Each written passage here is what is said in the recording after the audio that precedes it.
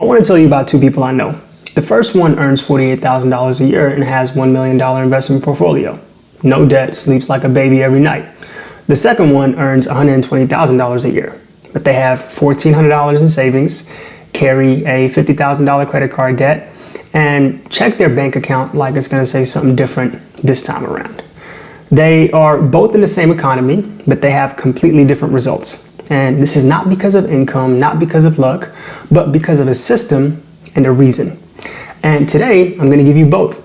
And what I'm about to share is not a theory. It's exactly what I did from age 26 until the day that I hit $1 million 7 years later. Let's talk about why almost every budget fails. And I don't mean you missed a category or the app wasn't good enough. I mean why people start strong, stay consistent for a few weeks, and then one day just stop completely, like it technically never happened. Most people will tell you it's a discipline problem or lack of consistency. That's not it. The real reason is this: their why isn't big enough. When someone says, I want to get better with money, that's not a why. That's just a wish list, because it has no weight to it. It won't survive a random Friday when all your friends are going out and you tell yourself you'll start on a Monday. A real why has to be so specific and so personal that skipping it feels like you're betraying yourself. Not just breaking a rule, but betraying yourself. For me, the why was identity. I grew up watching people struggle because they owed money to somebody else. And I decided early on that debt simply just wasn't an option for me. It wasn't a goal, it wasn't a challenge, it was just not who I was. The identity itself was, pretty unbreakable. And that's why the system worked for me. Think about someone who doesn't go around fighting everyone that they disagree with. It's not discipline, it's not willpower. Violence just isn't on the table for them. So they're forced to find another way. That means the option doesn't exist, so they get creative. That's the same concept. When debt isn't who you are, you stop negotiating with it. You just find another way. So before we go any further, I want you to stop and actually answer this. Why do you want to change your finances?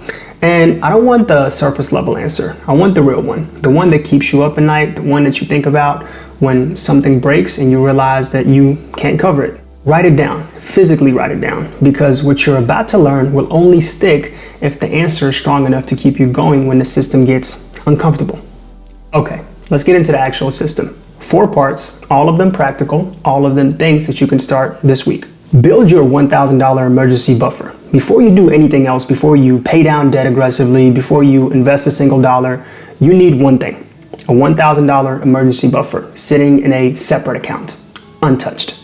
Here's why that number matters. According to Kelley Blue Book, the average car repair in 2026 costs roughly $800. The most common financial emergencies that people actually face, car repairs, home repairs, unexpected medical bills, they all come in under $1,000 the majority of the time. And yet, there are a lot of emergency savings reports that found that only 30% of Americans would be able to cover a $1,000 emergency using their savings. So the other 70%, they use credit card, personal loan, family member, or debt. That means 7 out of 10 people, the next time that their car breaks down or their kid needs an unexpected doctor visit, they go deeper into debt just to handle a normal life event.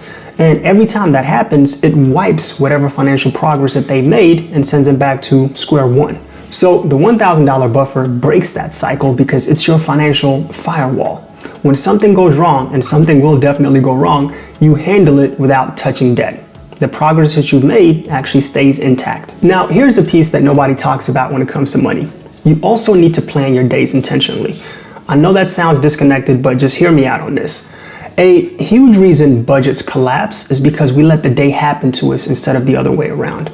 You don't plan what you're eating, so you end up at a drive-thru. You don't plan your afternoon, so you're just randomly bored and browsing Amazon at 2 p.m. in the afternoon. And you don't plan your weekend, so you're spending money on things that feel good in the moment, but they don't mean nothing by Sunday night. Write out your day the night before, what you're eating, what you're doing, what you're focused on. And this is not because you're a robot, but because an unplanned day is just an expensive day. So structure your time and the money's gonna follow. Part 2, eliminate debt like a maniac. And this one requires a mindset shift that most financial advice is just too polite to give you. If you have debt, any kind of debt outside of a mortgage, I need you to treat it like a disease.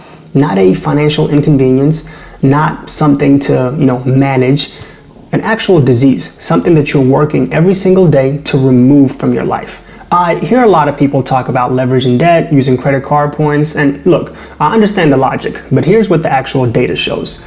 The vast majority of millionaires did not build their wealth by leveraging debt. They built it by eliminating those things as fast as humanly possible and redirecting that money into assets. Wealthy people treat debt like a plague. And when you sit with that, and I mean really sit with it, you start to realize that every single month that you're carrying a car payment or a student loan or a credit card balance, you're actually destroying your future. So here's what working like a maniac on debt actually looks like in practice. You list all of your debt, I'm talking every one of them except your mortgage, smallest balance to largest. You pay the minimums on everything except the smallest one. And on that smallest one, you throw every extra dollar that you can find. Sell things, cut everything that's not essential, pick up extra hours. And when that one is gone, then you roll that entire payment into the next one. You don't just adjust your lifestyle, you attack it. Now, the mortgage is the exception. And even then, if you can pay extra on the principal, do it. But that's not the same urgency. Car loans, student loans, credit cards, personal loans, those get attacked first and without mercy. Now, I know what some of you might be thinking. What about investing while I'm paying off debt? Here's my answer to that. Once you have that $1,000 buffer in place, every extra dollar that you have goes into debt first. Not half to debt, not half to investing, all of it to debt. Because a guaranteed 20% return, which is basically what you get by eliminating a 20% interest on a credit card, is something that no investment in the market can reliably promise you. So work like a maniac, get to zero, and then you can start to build your investments. Part 3, fix the big 3 leaks. And I want to start by telling you what everyone else gets wrong about this.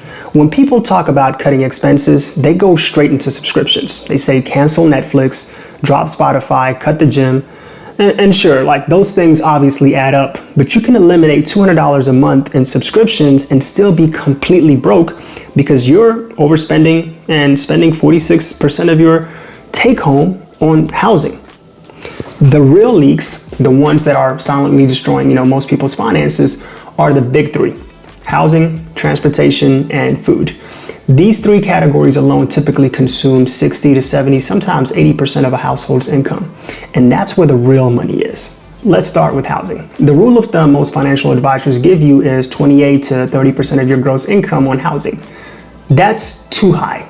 If you actually want to build wealth, your housing should be 25% or less of your take-home pay, not gross. Take home.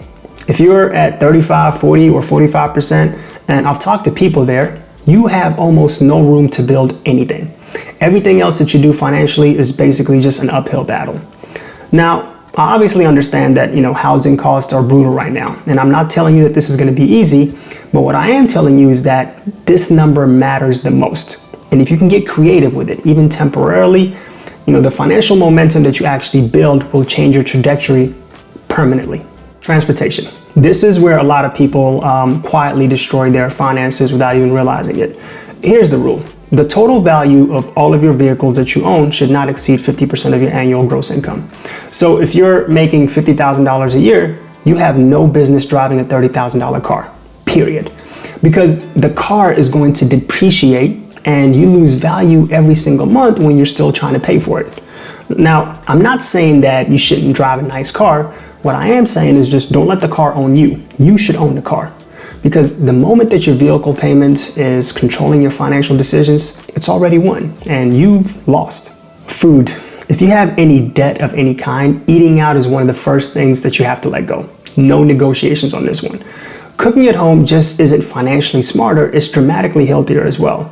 And I know it feels like a small thing, but it's not. A family that's spending $900 a month eating out versus $400 cooking at home is saving basically $500 a month in wealth building capacity that's going straight into a restaurant's pocket instead of your future.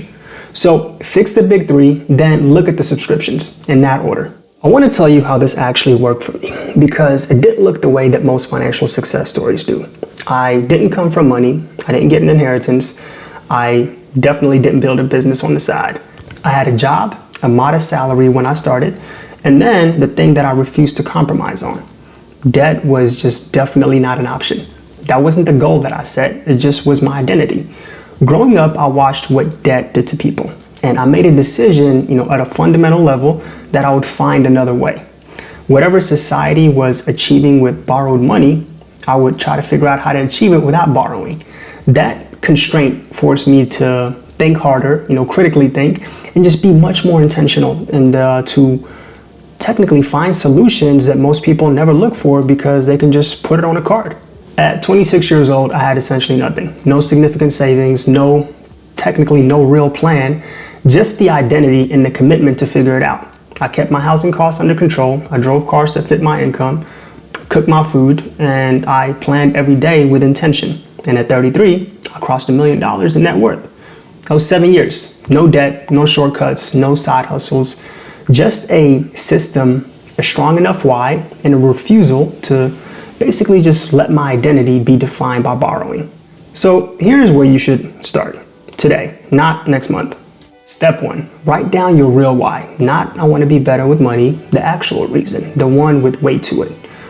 Step 2, open a separate savings account and start moving money towards it, towards that $1,000. If you have $50, move $50. If you have $200, move $200. Just get that firewall in place. And step 3, list every debt outside of your mortgage, smallest to largest. You need to know the enemy before you actually attack it.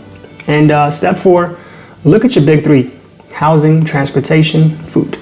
Be honest with yourself about where the real leaks are. That's your week, 4 steps, nothing complicated. But here's the thing, the people who actually do these 4 steps, even imperfectly, are in a completely different position a year from now than the people who watched this, nodded along, and then went back to doing whatever it is that they were doing. The difference between most people and the wealthy was never income or luck. It was just a strong enough why and a system that's built to honor that why. Build yours, the money will follow.